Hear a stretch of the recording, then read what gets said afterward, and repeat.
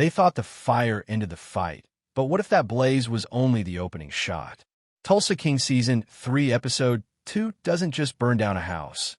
It lights a fuse that could blow Dwight's empire sky high. And the craziest part? The real danger might not be Jeremiah at all. It might be hiding inside Dwight's own crew. Stick with me, because the quiet details in this episode will change the way you see every character. Episode 2 of Tulsa King Season 3 starts with Dwight and the others looking over the burnt remnants of Theodore's house. Theodore was killed in the fire, and realizing that Jeremiah means business, Dwight keeps his guard up. The group attend his memorial, but there are a lot of people here. Among those who show are Cole and Jeremiah.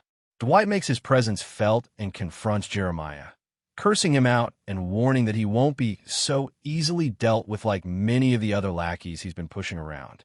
Jeremiah tries to buy Dwight out, but of course that's not going to work. The only thing that gets them moving is an emotional Cleo showing and hitting Cole. Mitch also jumps in too, prompting Cole to promise retribution. But here's the twist you might have missed. Did Jeremiah's buyout offer actually reveal a secret bigger than the bourbon itself? Back home, the reality of the distillery business hits hard. They have a lot of inventory, but not many buyers. It's not going to be easy, and Joanne suggests they take the money from Jeremiah and build their own distillery. However, Dwight bites back, pointing out that if Jeremiah is offering 3 times the initial offer, then it has to be valuable. Cleo knows why, though, and shows them a whole bunch of 50-year-old bourbon barrels inside a mausoleum. These can be sold for $5,000 a bottle, so they can basically make around $150 million if they sell them all, if being the operative word here.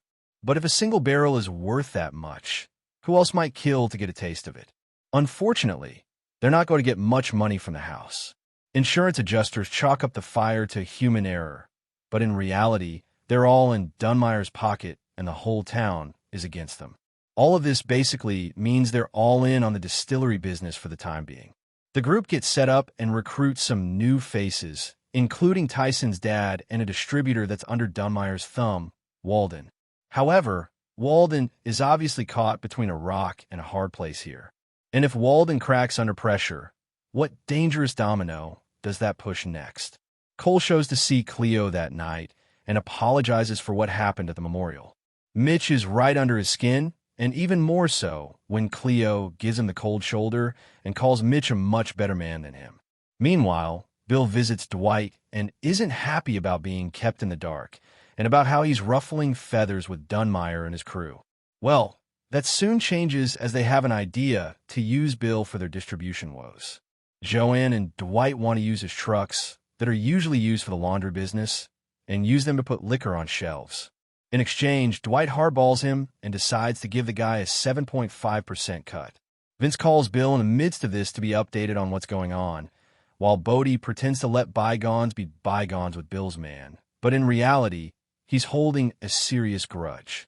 He's mirrored his phone and intends to spy on him, watching the guy's every move. But if Bodie's silent spying backfires, could it expose the whole operation before Dwight even makes his first million? When Jeremiah finds out about Dwight's power play, he sets to work stamping his authority with Walden.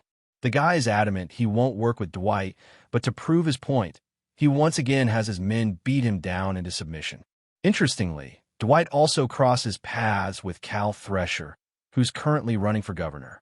He claims he wants to help Oklahoma, but Dwight laughs incredulously and tells him to get a better speechwriter.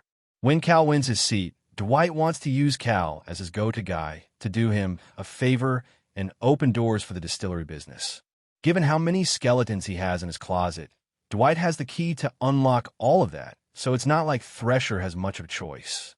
But what happens if Thresher wins and decides the only way to stay clean is to betray Dwight first? That night, Mitch is attacked by masked men who are, very obviously, Cole and another goon. Mitch and Cleo work together to dispatch them, and Cole even gets a nasty slash across his forearm for his trouble too. When Cole comes limping back to Jeremiah, he uses a hot poker to sear the wound, showing absolutely no mercy. Jeremiah shows up the next day at Dwight's casino, and there's a really well-written confrontation between the two. You can cut the tension with a knife, and this standoff doesn't end particularly well. But the real question now is simple. Who makes the next move, and whose blood gets spilled when they do?